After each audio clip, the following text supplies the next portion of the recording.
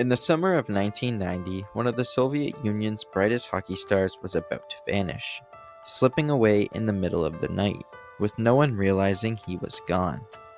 This wasn't just a simple flight overseas, this was a high-stakes escape, a secret mission that could have collapsed at any moment.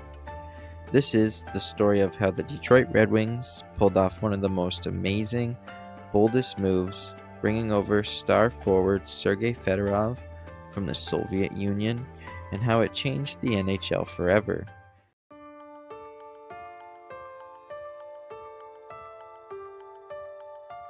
Before the escape, Fedorov was already a legend in the making. He played for CSKA Moscow, the Red Army team, and was skating alongside Russian icons like Alexander Mogilny and Pavel Bure.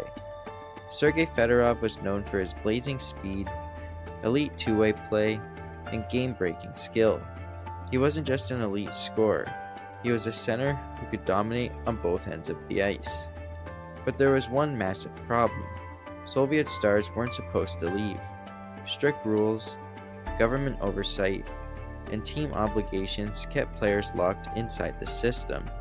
Drafting a Soviet player was a huge risk at the time, especially a player with the skill set of Sergei Fedorov.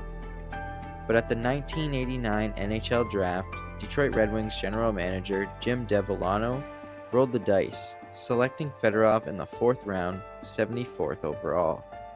Other teams were shocked, chirping the Red Wings, with many believing he would never make it out of the Soviet Union. But the Detroit Red Wings had a plan.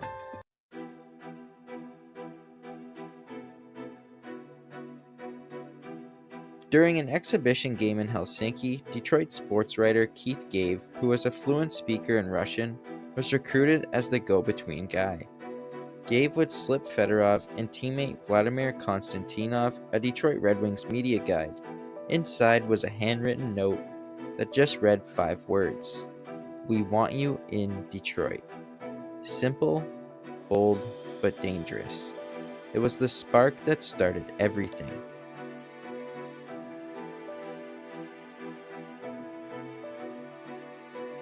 Fast forward to July 1990, Portland, Oregon. The Goodwill Games. The Soviet national team was in town, and the Red Wings saw their chance. Contacts confirmed Sergei Fedorov was ready. The Detroit Red Wings just needed to pull it off. The plan was super risky. While the Soviets were playing at Memorial Coliseum, a team employee would slip a hotel key under Fedorov's door. His belongings would quietly be removed. Then, after the game, he'd walk out, meet the Red Wings, hop on a private jet, and disappear into the night. But just like any Hollywood-style escape movie, something almost went completely wrong. After getting off the team bus last, Sergei Fedorov would walk up to a table that sat Detroit Red Wings executive Jim Lites. Fedorov leaned in and said in his best English, "Ready to go, Jim?"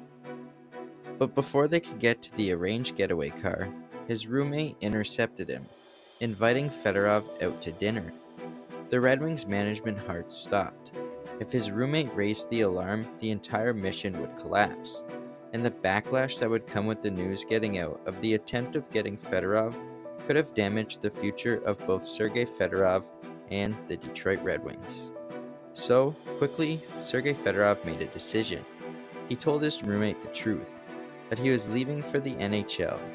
He emptied his wallet into his roommate's hands and walked away. The roommate was left stunned but silent.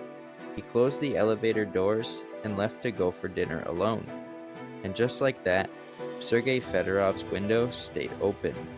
They left through a back door of the hotel and into a limo that was waiting and was tipped $100 not to ask any questions and to just floor it.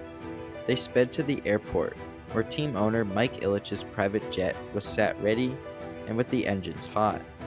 And by sunrise at 6 a.m., Sergei Fedorov was officially in Detroit.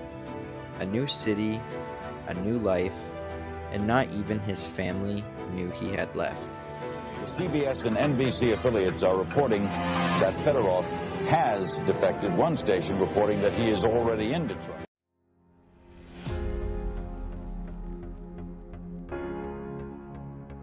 In the end, the gamble paid off. Sergei Fedorov became one of the most electrifying players the NHL had ever seen, a cornerstone of the Detroit's legendary Russian Five, alongside Slava Fetisov, Igor Larionov, Vladimir Konstantinov, and Slava Kozlov.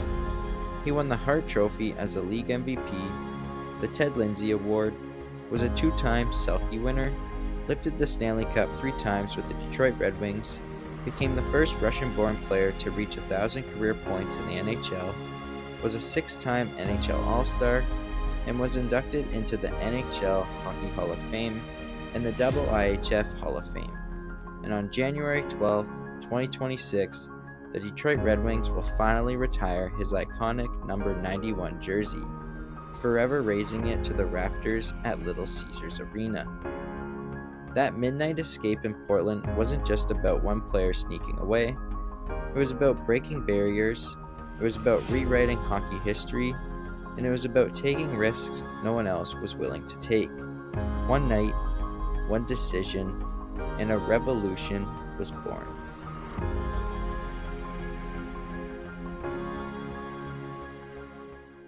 I was the last guy with my roommate off the bus, and when everybody went up, I told my roommate I'm going to Detroit.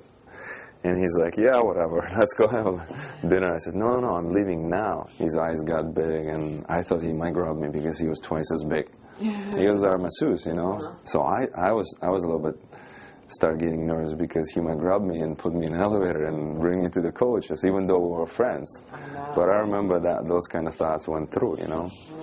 And I said, listen, I know you're going to get in trouble, some kind of trouble. Here's all the money I have. So I give him 1,000 Swiss francs.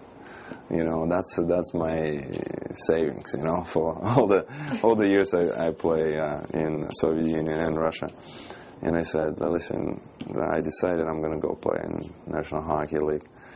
And he, in disbelief, slowly, like, back into the elevator shot, and I'm like, hey, man, good to see you, so everything's going to be cool, I'll call you later. So finally I sent him on the way, and I saw Jimmy Lights was reading, I guess, USA Today, and I came up to his table and said, let's go.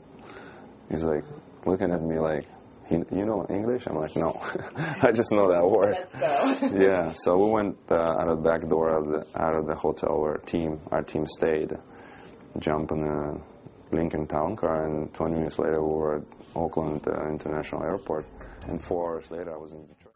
Sergei Fedorov.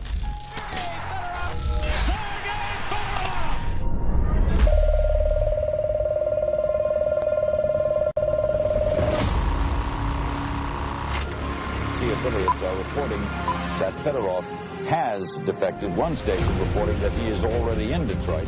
Power, speed, puck handling, shooting abilities, and elite talent. He was a game changer. He scored! That's the classic sweep shot. Since day one I arrived to Detroit area, Michigan, everywhere I went, I received a warm welcome. I'm a Red Wing at heart.